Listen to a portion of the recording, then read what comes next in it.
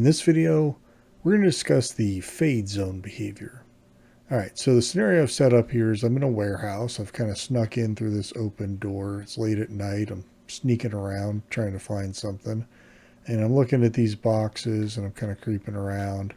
And I'm hoping that the guards don't come in and catch me. But as I'm looking around, you hear I get knocked over the head. I fade to black. And when I come to, I'm in a new place. I'm in jail. So I've been caught and sent to jail, and that's the fade zone behavior. Basically what we're doing is mimicking a fade out and a fade in. This is one scenario. There could be others that you could use this for, but let's take a look and see how this is all set up. All right, so we're back in the warehouse here. This is our fade out zone. So if we look at the behavior, it goes on a zone, and we have a prompt text here, which is what it says when you enter the zone. So it says you've been caught, and I played a sound. It might have been hard to hear it, but it was a slap sound. I think that one comes with Max, so it kind of, got knocked over the head, knocked unconscious. The fade type is fade out. The other zone, which we'll get to in a moment, is fade in, and these are logic linked to each other. I'm not sure if we'll be able to see the logic link with all this junk all over it, but there's a logic link that's connected to the other zone in the other location, so just be aware of that. The fade time is how fast is that fade going to happen. The default is 0.50, which I felt was a little slow, and I tried reducing it down to 0.25, thinking that would be faster, like a quarter of a second, but that's not what this is. So bear that in mind. That one does not say, it doesn't mean 1 second. The higher the number, the faster the fade in or out. So just keep that in mind. It starts at 0.50. Dial it in, play around with it, see what works for you. But for me, I wanted it to be a little quicker, so I doubled it and it went much faster. Then we have the image file. Now, both zones, both the fade out and the fade in zone, need to have the same image. But it doesn't have to be this image. It could be any image as long as they share the same image. You do not want to mix and match. That will not end well. What you'll end up with is when you walk into the fade out zone, you'll immediately get the fade in zone, and then it'll just look funky. So, I mean, if you want to try it, but you really want these to be the same. Zone height, same as usual, just how far above the zone can I be and it still interact with the player. So if this was on a first floor and you're on the second floor, as long as you're over the units described there, you shouldn't be affected. But if you're within that range, then you'll trip the zone.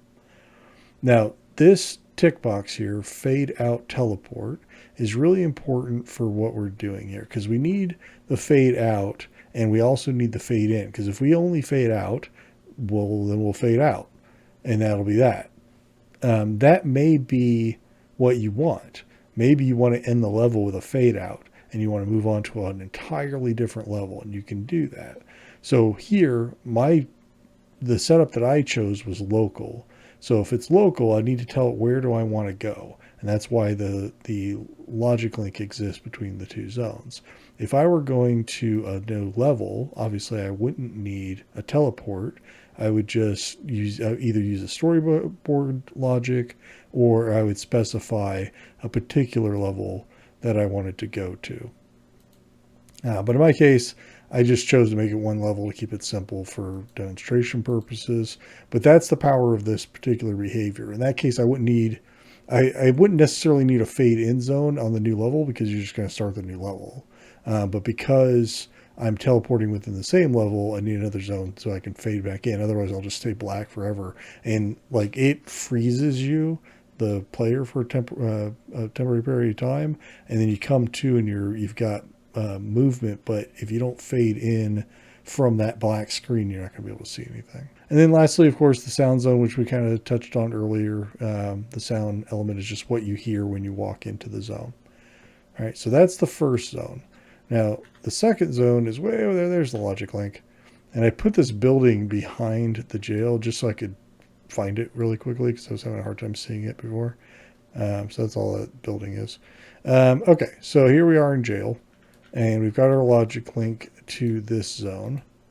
And this is all very much the same, except we have, different prompt text. So it's teleporting us to this location, and it's selected as fade in, same amount of time, same image. I'm not teleporting anywhere, so I don't want to, do anything down here really. That's all I needed to do. I just needed to send it here so that it could fade it back in within a period of time. And that's it. That's the fade zone behavior. Like I said, multiple ways to use it. You could teleport within the same level.